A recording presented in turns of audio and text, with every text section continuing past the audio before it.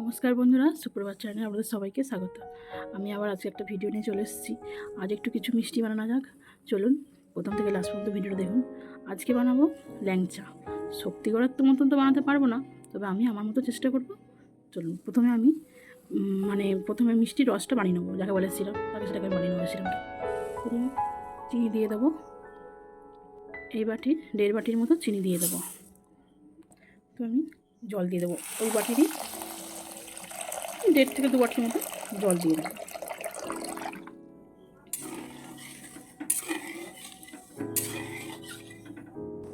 দেখুন রসটা ফুটে গেছে।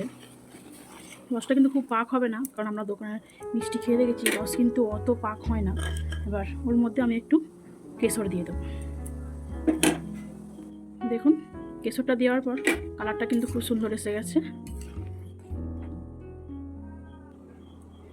দেখুন বন্ধুরা, রসটা কিন্তু সামান্য একটু চিপচিপে নিয়ে আসবে। এবার আমি নামিয়ে নেব। প্রথমে আমি কড়াই তেল একটু ঘি দিয়ে দেবো। ওই ঘিয়েতেই আমি 1 বাটি পরিমাণে আমি সুজি দিয়ে দেবো। সুজিটাকে আমি খানিকক্ষণ নেড়ে নেব।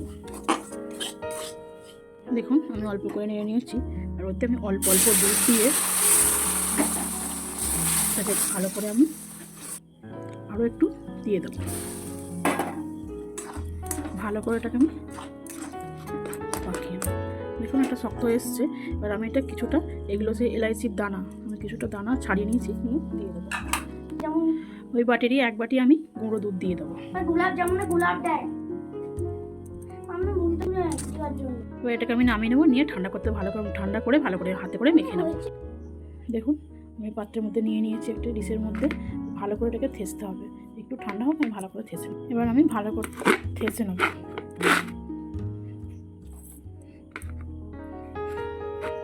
দেখুন এটা কি সুন্দর সফট মাখা হয়ে গেছে।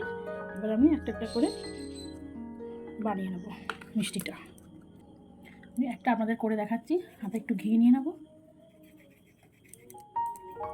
এইভাবে আমি সবগুলো পাকিয়ে নেব। দেখুন এভাবে আমি সবগুলো পাকিয়ে নেব। দেখুন বন্ধুরা, মিষ্টিগুলো আমার সব পাকানো হয়ে গেছে। কিছুটা আমি গোলও বানিয়েছি। এবার আমি কড়াইয়ে তেল দিয়ে দিয়েছি। এবার তেলটা হালকা গরম হবে, তখন আমি এগুলোকে মিষ্টিগুলো ভেজে নেব। দেখুন তেল কিন্তু খুব গরম নয়, আমি এতে ছাড়বো আস্তে আস্তে।